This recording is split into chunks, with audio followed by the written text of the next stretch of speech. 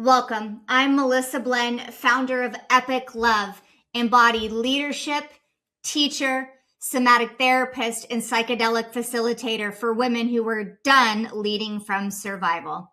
Here we talk about nervous system regulation, somatic healing, psychedelic work, and feminine leadership, and what it actually takes to build a capacity with clarity and safety in your body so you can lead, grow your wealth, and grow the relationships of your dream so you no longer come at the cost of your health. If you're ready to move beyond your mindset and into embodied leadership, you're in the right place. This week, we're talking all things you can't hustle your hormones. That's right, ladies. You cannot hustle your hormones. So what does Women's History Month actually reveal about burnout, stress, and the cost of ignoring our biology? Well, first things first, let's talk a little bit about some recent data that came up and catch you up. In a Women in the Workplace study in 2025, 6 out of 10 women in a senior level position reported feeling burnout. That's more than 50%. And in a national poll, for 3 out of every 4 women, they were unaware of what perimenopause and menopause can trigger and worsen into mental health. See, the reality of it is now that more than 30% of women are likely to develop clinical depression in the perimenopause menopause journey while our hormones are changing. And if we don't get a hold of educating and understanding what's really going on, we're falling into the same trap of hustling our way, hustling and proving our worth and our value, all the while overriding our biology. I'm super passionate about this because I have been living from my natural feminine rhythm, honoring my cyclical way of being versus doing in the world. And this month, now more than ever, we owe it to ourselves in Women's History Month to understand that we were never meant to function like men. But here's what's important for you to be aware of. Most women in 1970 were excluded from any clinical trial. And the reason why that was is because there were major concerns that because of hormone variability, researchers viewed female hormone fluctuations would make things complicated.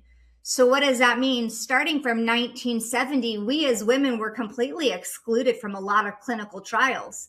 So then fast forward, again, if we were removed from the data, normal lab ranges were established using males. Workplace expectations were modeled around a 24-hour testosterone rhythm, again, back to males. And productivity standards were built on a linear hormonal pattern, Monday through Friday, 9 to 5. And what we've seen is because of this movement in the 1970s, we as women, again, when the feminine movement started, we started to want to having a place at the table. We showed up, we stepped up, and we were proving ourselves. And still to this day, women are doing it to make a place at the table for themselves. But I see this too more often than not, that we are missing the mark because we're leaving our biology behind. And what we now know to be true is that in 1993, the U.S. required the inclusion of women in federal funding when it came to research. But by then, decades of baseline data had already shaped the medical education, the diagnostic criteria, and the workplace norms. So leadership evolved inside that framework. Predictable outcome, constant availability, minimal variability, and daily consistent work having out productivity. But the reality of it is men's hormones do rest every 24 hours because they're predominantly off of testosterone. So if women's biology fluctuates, which we now know to be true, why is it that women in leadership are expected to perform at the same level every single day? Push through fatigue, ignore our hunger, override our mood shifts, power through, travel, deadlines, high stakes decisions. This isn't empowerment. This is a biology misalignment. In this month, now more than ever, we owe it to ourselves to get educated about our biology so we can change women's history for the good. So we change how we show up for our bodies. So we change how we nourish ourselves. So we change how we run our own companies, how we change how we run our own families. This is so pivotal now more than ever, because one thing I know to be true is that stress hits females physiologically different. When we wake up with different bodies, different hormones, there's so much that goes on when it comes to stress, when it comes to our hormones, but yet we are predominantly operating in a patriarchy way of doing in the world. So what does it mean to lead our lives in our 40s? What does it mean to change history? Well, I believe what's true is that we need to start having honest conversations about it.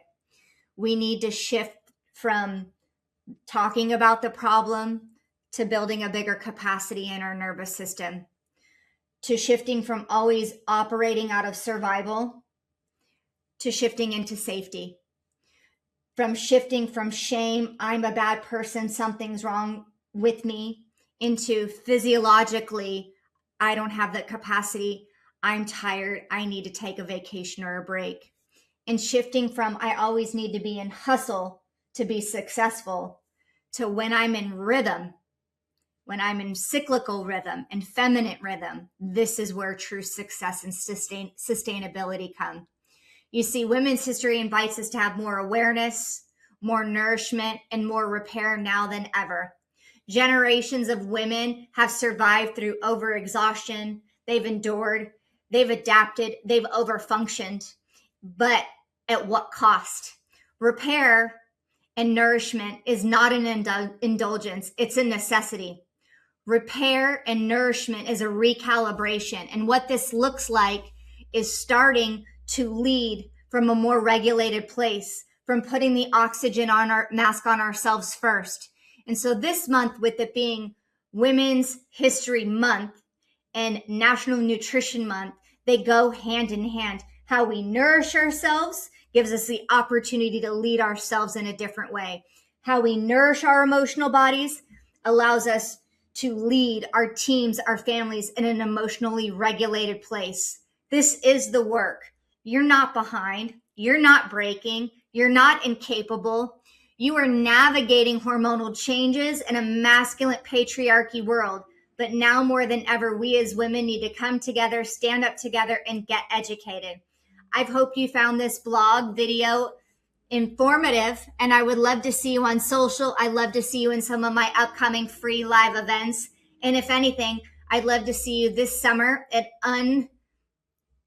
I had to think for a second. I'd love to see you this summer at Unleashing Your Capacity here in California, where we and 12 other women get together to learn how to build a bigger capacity in our nervous systems, to lead from the feminine, operate from our biology, and design the life that we want.